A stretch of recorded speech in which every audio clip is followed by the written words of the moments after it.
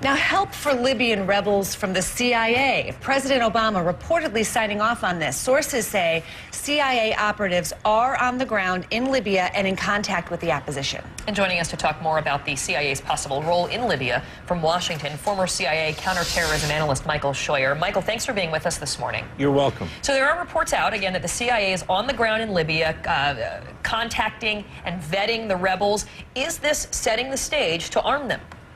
I don't think there's any other possible reason for it, and the president clearly has sent the agency in to find out who he is supporting and to see what kind of material, human material, we would have to work with if we decided to, if the president decided to arm and train these people over the longer term. Yeah, and you're concerned about this prospect. You think it could become another Taliban situation for the U.S. What, in your mind, is the worst-case scenario here?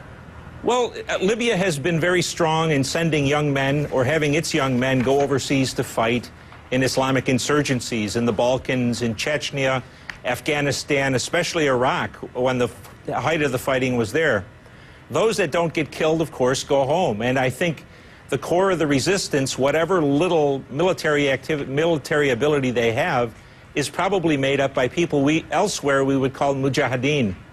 And so it's a dicey proposition to be getting involved with this. I'm not sure that the opposition, if it takes power, is going to be much better than was Gaddafi. But that's why you need to have the CIA, I presume, in there vetting, as we said, who are these people, who are the elements that are funding them or supporting them, who are the politically the most palatable and the least palatable among them. The White House saying that no decision has been made. I have a question for you as a CIA veteran, I guess. I mean, the fact that we even know about this, is that unusual? I mean, should we just assume that the CIA in this sort of a situation would, of course, be in there on the ground?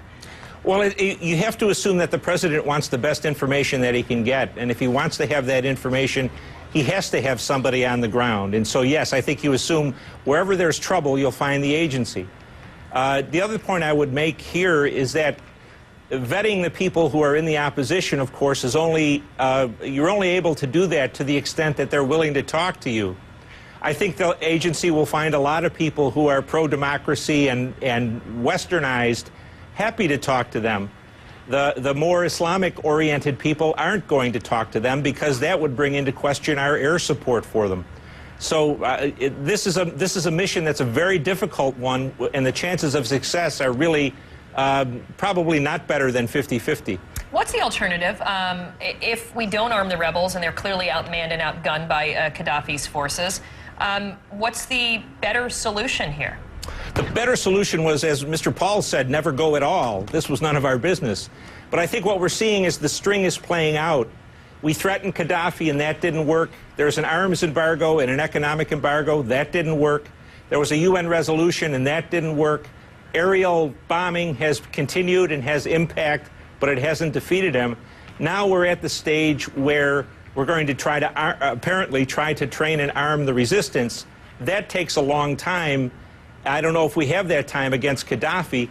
What we're seeing is the president putting himself into a corner where his only option is ground troops. But that's something that is that's something that no one says that they want to do in this administration. I mean, they simply don't want to do that. They want Well, they don't. Well, the choice may come down to admitting that it was a mistake and being defeated in the sense that Gaddafi survives, or putting ground troops in. Nations are a lot like people. They don't like admitting to mistakes.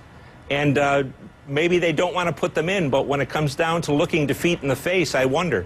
You know, you led the CIA's unit that tracked Osama bin Laden 1996 to 1999, and you believe that, much like that situation, America's involvement in Libya could prove to be a recruiting tool for extremists. Why? Oh, it's absolutely a recruiting tool. It's the American-led West attacking a Muslim country that has oil. They've been very careful to say it's not the American-led West, that NATO has now fully taken over the operations. Well, that yes, our firepower was used in the beginning, but that this is a coalition that includes Arab states. That may fool some Americans. It's not going to fool the people who sympathize with bin Laden and other Islamists. This is really a U.S.-led operation. And you talk about the Arab states that are involved. The Arab states are tyrannies that are hated by their own people. This is a piece of theater set up by Mrs. Clinton and Mr. McCain and the bipartisan group that loves to intervene abroad.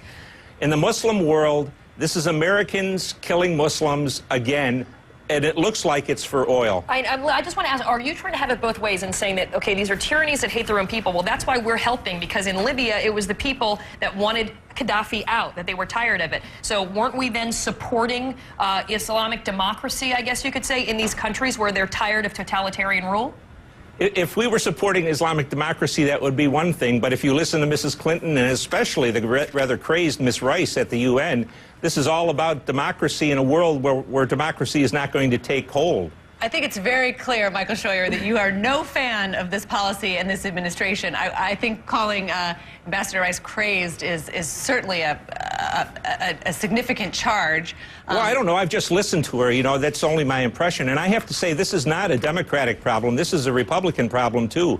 Both parties love to intervene in other people's business where there are no U.S. interests at stake and where we spend enormous amounts of money at a time when we're nearly bankrupt. That doesn't seem to me to be a wise practice of American statesmanship. And that's a whole other story, that to call the United States bankrupt, the United States is running humongous deficits, yes, but the economy and this mission in Libya are two separate issues. They're not separate issues, ma'am. You're just carrying the water for Mr. Obama. I'm certainly not carrying anyone's water, and I will assure you of that. Michael Scheuer, thank you so much for your time. We've had a very long, exhaustive interview. You had plenty of time to give your point of view on that. We're going to be right back. It's 38 minutes past. Thanks, Michael.